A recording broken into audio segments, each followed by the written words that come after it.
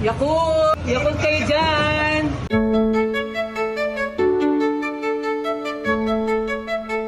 Alam mo bang may isang inumin na sobrang liit pero billion-dollar business pala sa buong mundo? Isang bote na kasya sa bulsa pero naglalaman ng bilyong-bilyong bakterya. Isang lagok lang, ubos agad. At yung mga bakterya na yon, rekta sa bituka mo. Paano nga ba nagsimula ang Yakult? At bakit nga ba sobrang liit ng bote nito? Ang Yakult ay nagsimula sa Japan noong 1930s. Ang founder nito ay si Dr. Minoru Shirota, isang Japanese scientist at physician. Nung panahon na yon, maraming bata ang namamatay sa intestinal diseases. Hindi pa uso ang antibiotics. Mahina ang sanitation system. Pero naniniwala si Dr. Shirota na ang kalusugan ay nagsisimula sa bituka o gut. For him, if healthy ang gut mo, mas malakas ang resistensya mo. Kaya nag-focus siya sa pag-aaral ng good bacteria. At doon niya na-develop ang isang strain na kayang mabuhay kahit dumaan sa acidic environment ng tiyan. Ang tawag doon ngayon ay Lactobacillus casei shirota strain.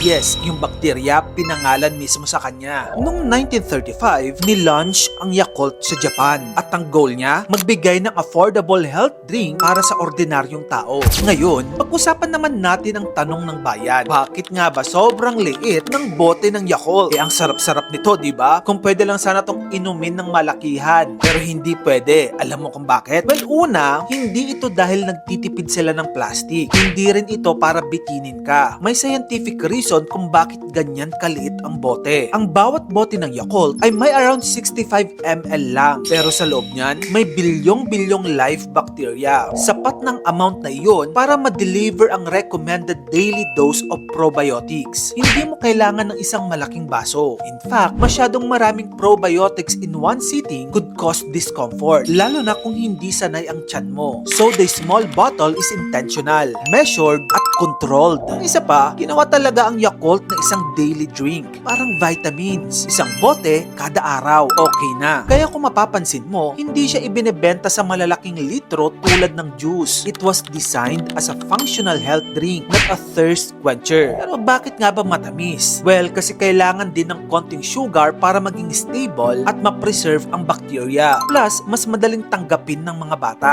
Remember, originally ginawa ito para makatulong sa children's health. Ngayon, paano naman ito naging global? After kasi ng World War II, unti-unting lumawak ang Yakult sa Asia hanggang sa makarating sa Latin America, Europe, iba pang parte ng mundo. Ang isa sa mga genius strategies nila, yung tinatawag nilang Yakult Ladies. Sa Japan at iba pang bansa, may mga women distributors na nagdi-deliver ng Yakult door-to-door. Parang community-based health ambassadors. Hindi lang sila nagbebenta, nag-educate sila tungkol sa gut health. Ngayon, ang Yakult ay ibinebenta na sa mahigit sa 40 countries. Millions of bottles ang iniinom araw-araw. At kahit sobrang simple ng produkto, isang maliit na bote, kulay pink na foil, tapos matamis na lasa, naging simbolo ito ng probiotics worldwide. Pero ang tanong, magkano na ngayon ang Yakult? Nasa 12 to 15 pesos na ito per piece. So yun na nga mga kamagkano. Next time na iinumin mo ang Yakult at masasabi mong bitin naman to, ang liit, tandaan mo, hindi siya ginawa para pantanggal uhaw. Ginawa siya para sa gut health mo. Kung gusto mo pa na mag-ito pang klaseng content, dito lang yun sa channel ko, kaya follow ka na. Mag-subscribe ka na rin sa aking YouTube channel. Yun lang, maraming salamat sa panonood mga kamagkano.